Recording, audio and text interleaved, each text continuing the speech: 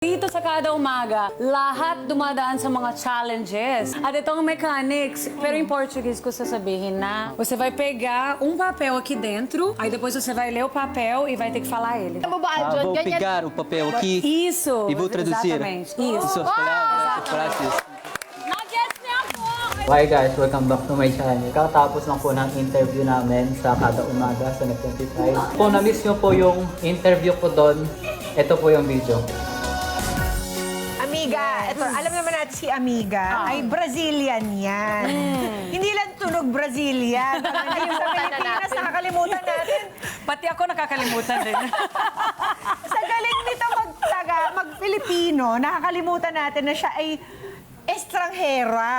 Siya ay foreigner, di ba? Ilang language nga ba? Alam mo? Tatlo, di ba? Tatlo, oo. Portuguese, primarily, and then English, na natuto ako dito sa Pilipinas. And then while learning English, natuto rin ako ng Tagalog. Sa inyo, ang mga Pinoy, ang nagturo So sa sabay akin. mo palang pinag-aralan yung Filipino at saka yung English. Yes. Straight up Portuguese ka lang dati. Oo. Pero So, may teknika ko dyan, ha? Ano? Mamaya, kung gusto nyo malaman, you have to think in the language that you want to learn. So during that time na gusto ko matuto ng Tagalog, nasa nung time show tayo, so ang ginagawa ko, hindi na ako magsasalita ng English sa ibang tao. So ang kausap ko, yung mga nagtatagalog lang talaga. Kahit Tsaka- mahihirapan sila. Tsaka makinig ka ng song, di ba? Isa rin yun, no? Yes, sa strategy. magbabasa ng mga books or kung ano man, yung mga comics. tabloid. Tabloid, correct. Makinig ng AM radio. Ganun. Actually. Doon ako pumupulot eh. Lalo na pag malaliman na. Oo. At saka iba yung broadcast Filipino sa Totoo yan. pag-uusap lamang. Ikaw naman, so ikaw trilingual kasi Opo. tatlo. Tama. Si Emma. Kung kasama yung pagiging afam ko, afamfangan. Wow! Pangsangan! Pwede na rin ako ng trilingual. Kasi sabi nila, ang Kapampangan is a language, not dialect. So, ayun. Paano ba nagiging language at not dialect? Yan, ang dialect kasi, yun yung dito sa Philippines, iba yung mga Bisaya, mga ganon. So, hindi ko, matagal na kasi yung Kapampangan eh. Kaya language na siya, hindi siya considered as dialect. Pero alam nyo ba, na meron tayong makikilala na polyglot? Polyglot? Polyglot. Alam niyo ba kung ilang languages ang kanyang alam? Naku po, Poly, marami. Oo. Lagot. Ilan yan? 4? Lagot ba yan? Po. Po, naku po, lagot. Sorry. I'm back. Ilan, Mama B? 4? Hindi eh. Kasi More. 5? More. 6? More. Hi, girls! 7? Ah, Kanina, di ba, hindi niyo ako nakikinig sa akin. Sa opening, sabi ko, 9 yun. Nine. Gusto ko yung sabi ni Amiga, 9 yun. 3 times 3 kasi, mga kada. 3 times 3, 9. 9 yun.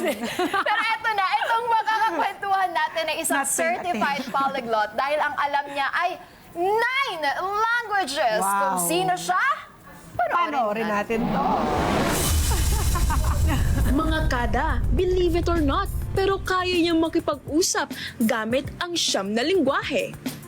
Bukod sa Filipino at English, ay marunong din siya ng Spanish, Vemos nosotras hispanohablantes filipinos, paella, pero si vas a Argentina, en serio, paella. French, Ça veut dire que c'est pourtant le chilo et après le master. Indonesian, Berarti terus tuh bukan cuma nyentawar kan? Russian, Просто я не ожидал, что я буду говорить по-русски. Если я знал, что я буду говорить по-русски, я буду подготовиться мой русский.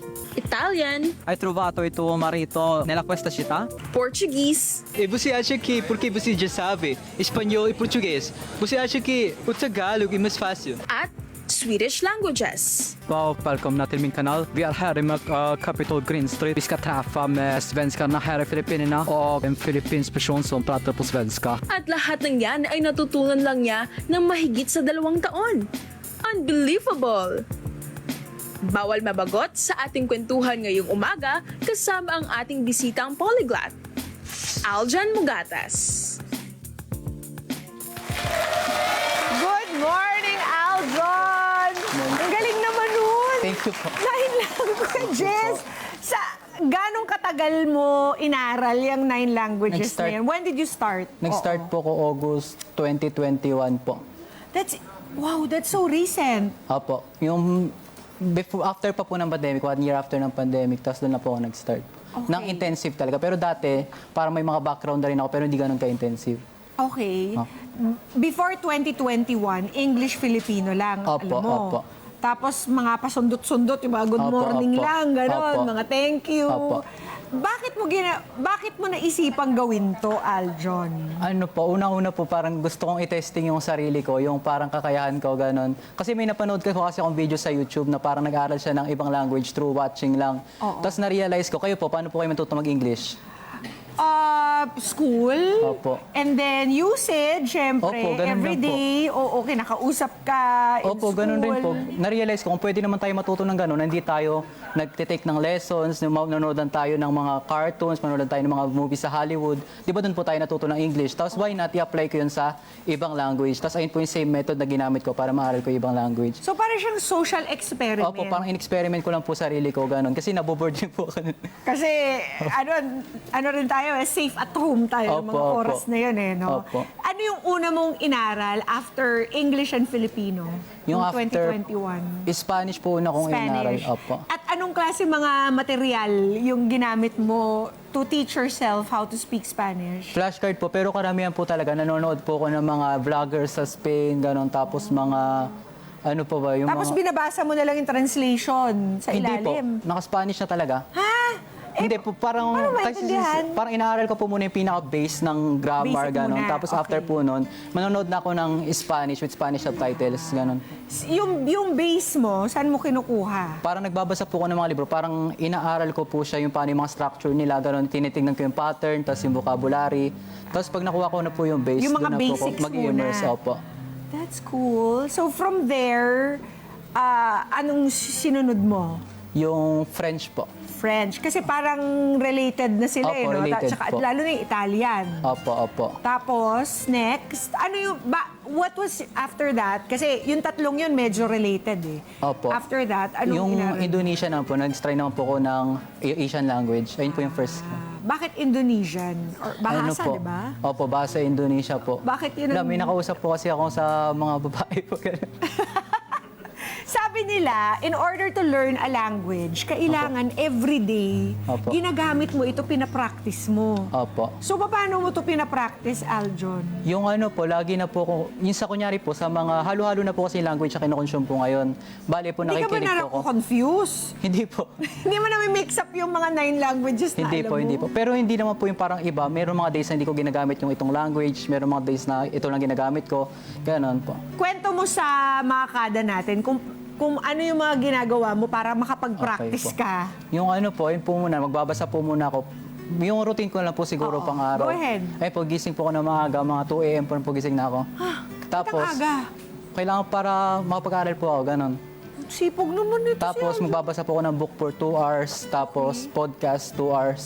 Tapos, after po nun, pahinga. Tapos, after ko kumain, nakapaganda na, doon na magbo-watch-watch na lang ako. Tapos, speaking practice kasama mga kaibigan ko.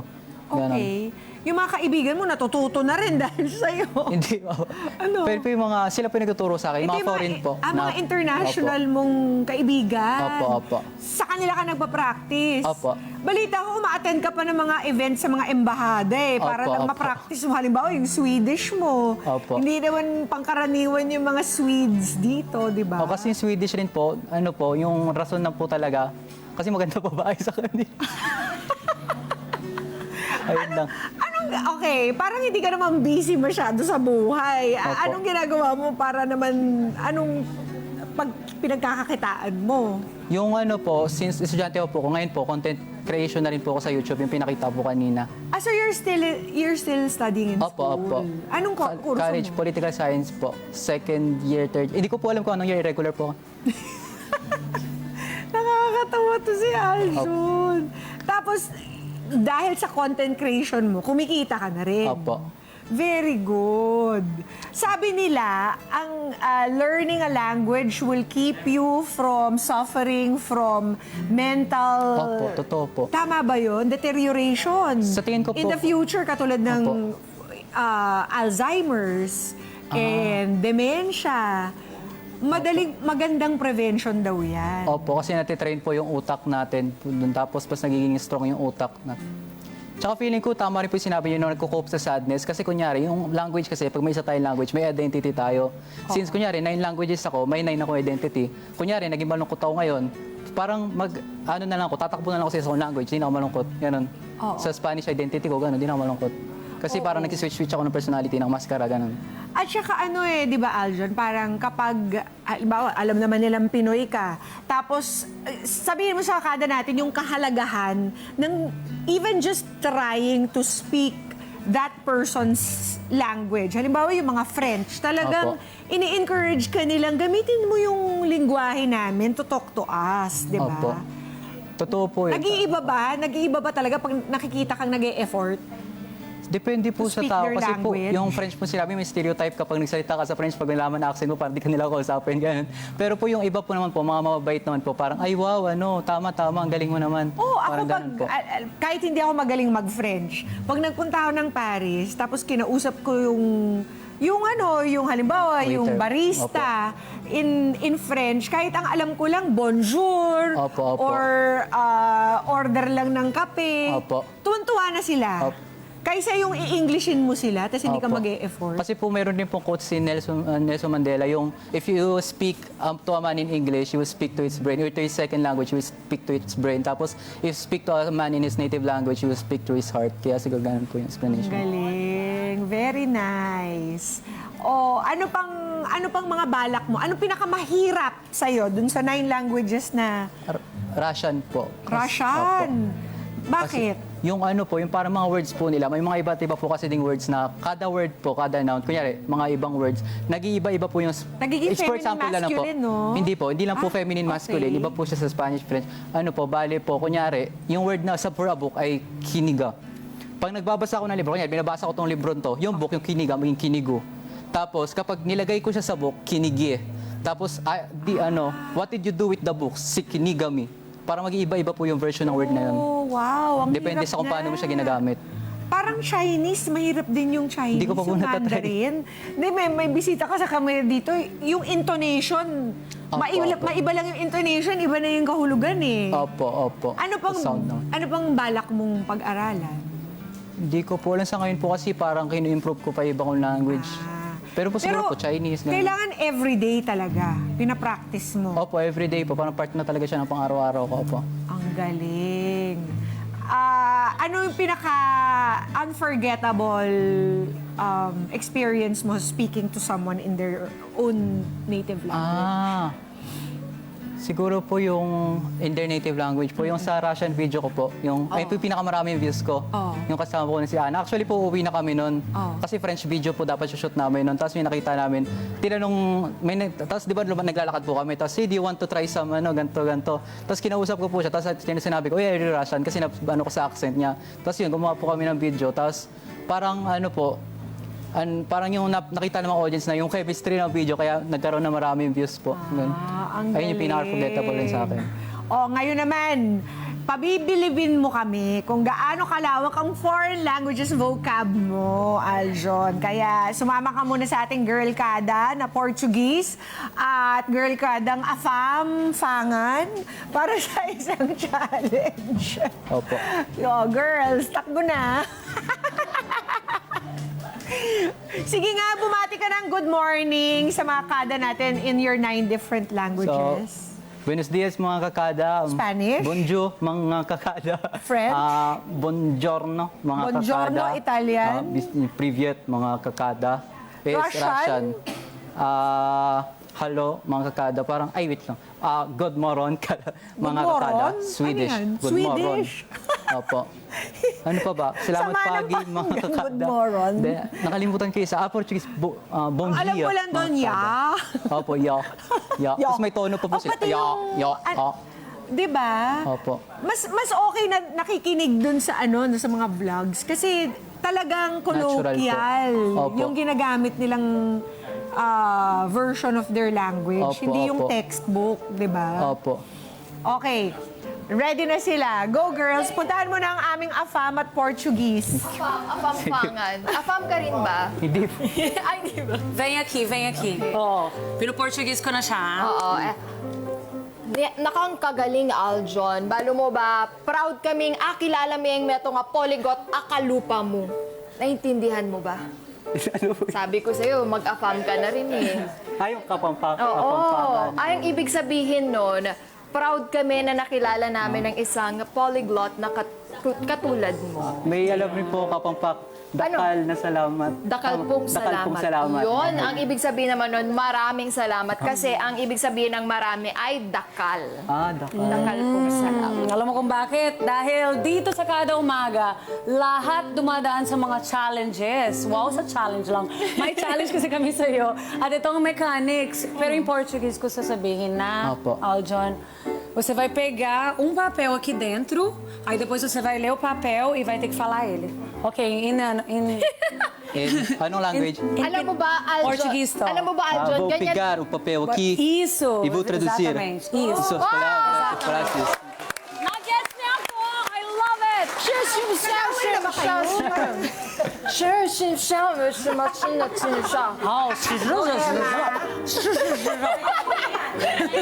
Naintindihan mo rin yun? Hindi mo na. No. Kaya naman, Hindi pa na-invento yung lingwahe ni hindi pa Emma. na-invent. Ako pa lang may alam nun eh. Kaya naman, simulan na natin. Okay, bunot ka na. John? Okay. Number 2. Papakita ko. Yan, pakita natin.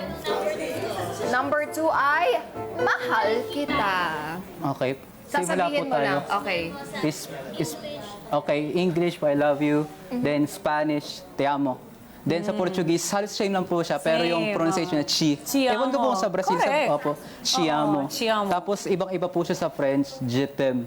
Jutem. Tapos, galing. ano pa ba? Indonesian, ako mention tayo mo, pero yung mas colloquial po, ako sayang ka mo. Yung sayang po, which is love. Ako sayang ka mo? Opo, ka mo. Ay, ganon? Kala, Opo. yung palang sayang, pagmamahal din sa kanila, no? Baliktad nga po eh, no? Oh, paano pag I hate you? Ako mong Ako ni sayang mo. Oy, magagawa yung sinaing mo. Opo. Ba naman? Okay. Tapos, Russian, ya lubiu, tibia. Ibang-iba po siya mga iba kong Paano yung language. Russian? Turuan mo. Ya, which means eyes. Aha. Lubliu. Liu-liu. Lubliu, Ya, tibia. lubliu. Tibia. Okay. Opo. Parang related, yeah, love you. Oo nga. Lubliu. Opo, parang kasi po yung love po sa kanya, liubo. Parang love rin. Word love po. Parang, feeling ko po may same roots po sila. Ganun. Malamang. Opo. Okay. Maybe it's a Latin, ano. Ano pa? Swedish po ibang-iba. Ya, älskar Parang meron. Yung alam mo yung mahirap, yung German. no? Hindi po ako nag-German. Hindi ka nag-German, di ba? Pero mahirap pa yung German. Kaya mahirap na Okay, Okay, next. next. Next word. Kala mo ako ni sayang mo. Ako sinabi. Number 8, masarap ang pagkain, manyamaning pamangan in afamfangan. A comida deliciosa. At sinabi na, tama rin po sa, ganun po sa Portuguese, a comida es deliciosa. Sa Spanish naman po, la comida es deliciosa. Halos parehas lang. Bilis Halos ulit. pareha. La comida La comida. La comida deliciosa. Es deliciosa. La comida, it means pagkain. Opo, the Yes, food. The food. La comida. Gagawin ko nga yun. Russian. Yida bikusnaya. Jedabit pusnya. Opo. Okay, next. Next naman ay sa French, le nourriture est délicieuse. Delicious. Le nourriture est délicieux. Delicious. Wala siya S. Delicious. X Opo, yun minsan po eh, kasi di ba? naging silence na po eh. Hindi po, pag X po, hindi ko po siya, pero pag plural po kadalasan ginagamit yun. Pero kadalasan po ng ending sa French silent na. Okay, next. Opo. Ano pa ba? Indonesian, makanan niya enak. Makanan niya enak. Enak. Oo nga. Parang Ngayon rin po sa kapampangan lang Papangan. pala eh. Ano po yung sa kapampangan? Manyamaning pamangan.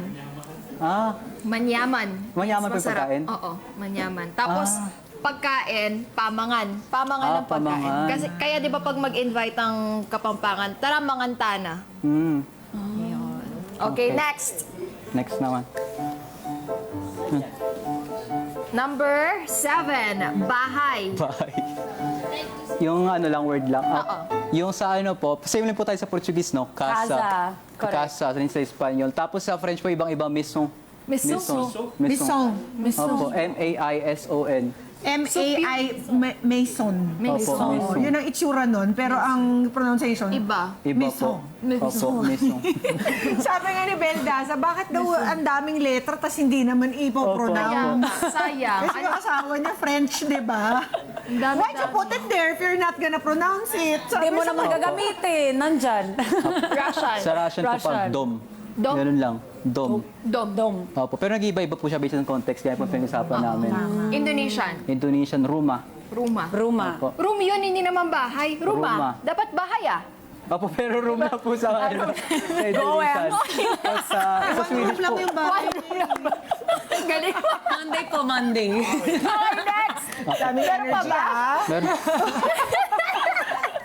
Tira ka para bukas, ha? Love it. Pamilya. Meron ako malaking pamilya. Tenyo uma familia grande. Ang galing mo. Tama. Oo. Ano? Tenyo uma familia Familia grande. I have a big family. Pero po yung sa Spanish po, tengo na familia grande. Yung DE Tengo. po sa Spanish, ayun na po pagkakaiba. Kasi DE sa Brazil is J. Para dito sa Pilipinas, di ba po yung DE po natin is J rin. Parang kunyari, diamante, J. Ganun rin po sa kanila sa Brazil. Yeah. Pero sa Spanish po, de lang grande. Tengo na familia grande. Tapos, saan pa ba nakalimutan ko? Indonesian. Indonesian. Ako po niya, Ruma yang besar. Okay. Ang dami Tapos, na. Yeah, French. Ay! Meron kala ko, I have a big house. Sorry. Family. Ako po niya, keluarga yung bisar. Ganon. Bisar? Sa po, bisar. Malaki. Tapos sa French, anje yung grande famille. Tapos sa Swedish, yaharen stor famille. Russian, uminya bulshaya simya.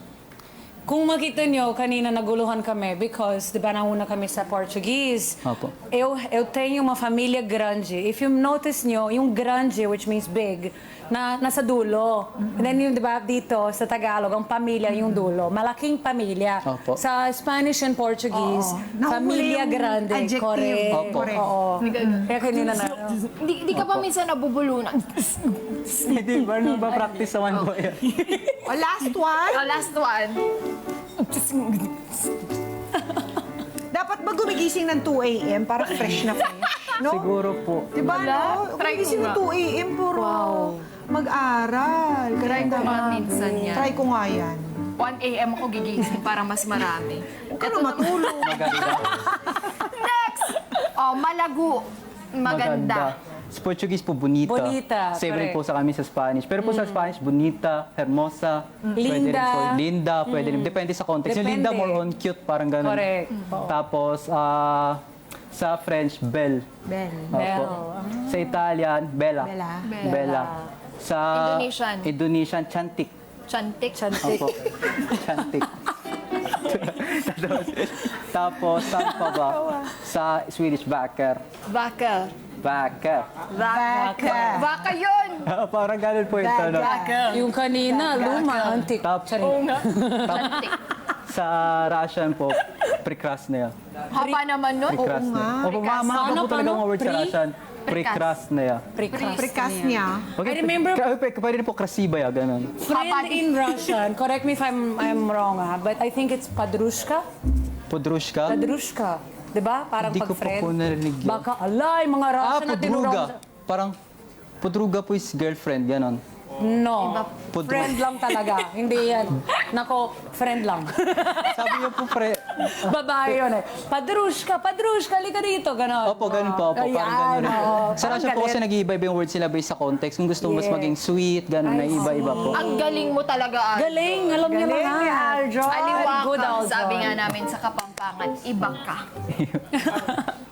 Kaya naman maraming salamat, Aljon, sa pag-share mo ng iyong nakakabilib na kaalaman sa foreign languages. In British, brilliant. Parang di naman. Alam mo, Mama, okay na sa gigising na tayo sa 2 a.m. Kaya imitahan mo na ang ating mga kada na mag-subscribe sa iyong mga social media pages. Aljon, go ahead. So meron po akong YouTube channel. Kung gusto niyo po akong makita na nagsasalita pa ng iba't ibang languages, Aljan Polyglot on YouTube. Ayun po. Yun! Thank you very much, Thank you po. Aljon. Wala. May ano? Ito, maganda daw to in Japanese. Miniso. Ay, Totoo yun? Dahil sa magkakabilib mong kaalaman sa foreign languages, may regalo po kami ang kada umaga sa iyo. Siyempre mula sa Miniso. Salamat! Thank you po. agad nagpapaniwala eh. Thank you po. Yon, Miniso is a global lifestyle brand offering various daily and life home essentials, health and beauty products, toys and plushies, stationery, bags, accessories, and even delicious snack items. So come and visit Miniso for a fun and enjoyable shopping experience in over 160 plus locations nationwide. Follow Miniso Philippines on Facebook, Instagram, TikTok at Miniso_PH on their official page on shops like Lazada and Shopee. And because with Miniso, life is for fun. Yes! Thank you very much! Maraming salamat. And mga kada, dyan lang po kayo dahil marami pa tayong nakakabilib na kwento sa pagbabalik na kada umaga.